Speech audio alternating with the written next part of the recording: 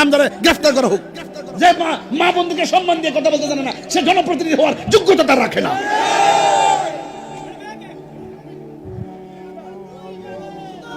বেটা ইঞ্জিনিয়ারিং কইরা না কামটা করছে, নাইলে তো হুদাইল ইসলাম।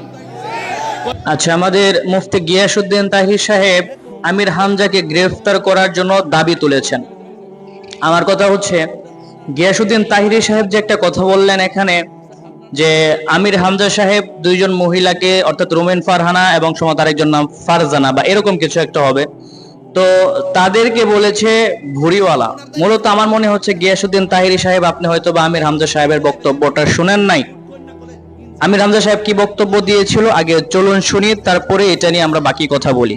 ব্রিজ, কালভার্ট এগুলো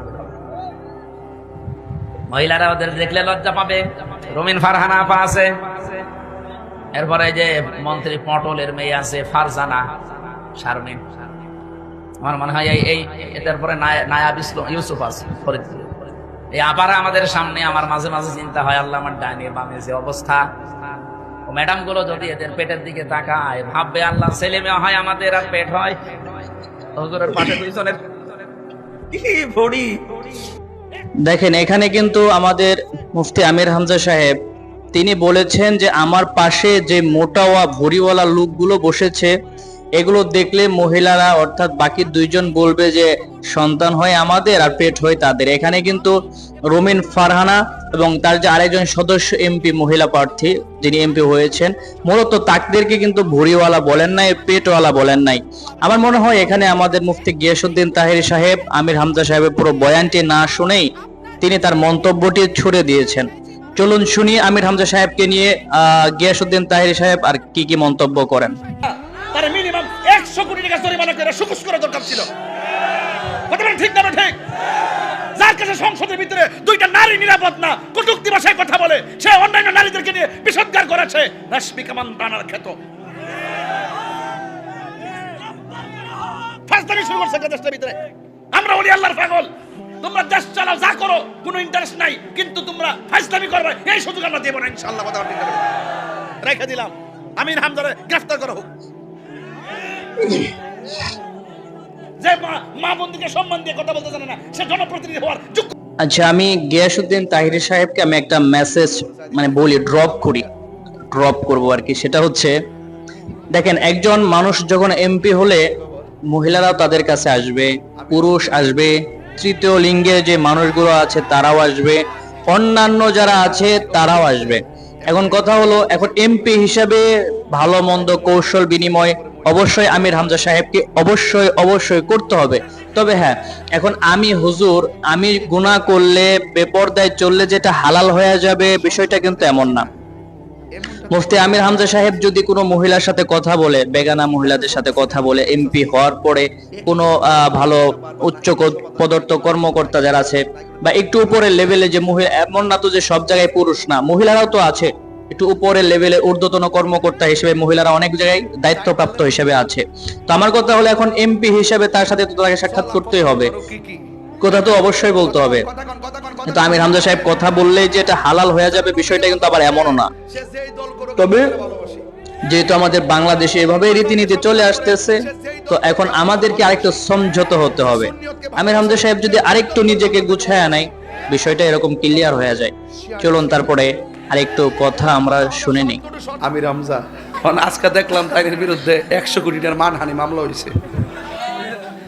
আচ্ছা উনি এমপি হইলে তো সবার প্রতি ঠিক না, উনি তো কথাগুলো ব্যালেন্স করে উনি এখনো মানুষই তারলো না। আজকে দেখলাম আমাদের এমপি একজন নতুন এমপি হয়েছে, এমপি হওয়ার পরে চাই দিতে একটা কাউরি দিয়া বিডিএতে লোকে বউ এমনি।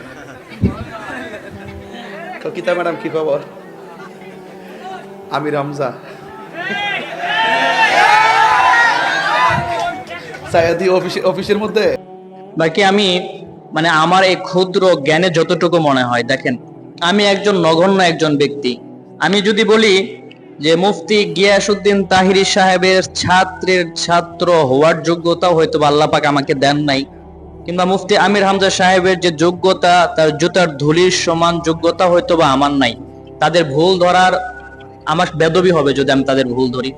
তবে আমি ছোট মানুষ হিসাবে পরামর্শ এটা দেওয়া কতটা সঠিক হবে আমি জানি না।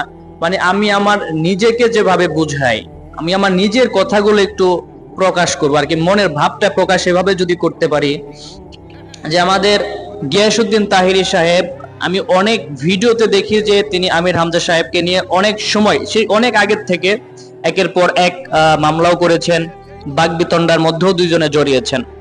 আবার এদিকে আমির হামজা সাহেব উনিও একের পর এক বিতর্কিত বয়ানের মাধ্যমে সবার সমালোচনার শিকার হয়েছেন। অনেক সময় নবীদেরকে, সাহাবীদেরকে নিয়ে উনি অনেক সময় অনেক ব্যাপারে বিতর্কিত হয়েছেন। আমি একটা কথা বলি কি, আলেমদের যে ব্যাপারটা আছে না, আপনারা আলেমদের ব্যাপারগুলো আলেমদের মাঝে সীমাবদ্ধ রাখলে জিনিসটা সবচেয়ে সুন্দর হয় আমাদের মতো সাধারণ মানুষের জন্য।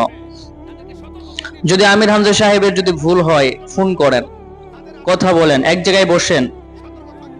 আমরা তো এমন না যে মুফতি গিয়াসউদ্দিন তাহিরি এক ধর্মের, আমির হামজা আরেক ধর্মের, দুজন একত্রে বসতে পারবে না, বিষয়টা কিন্তু এমন না।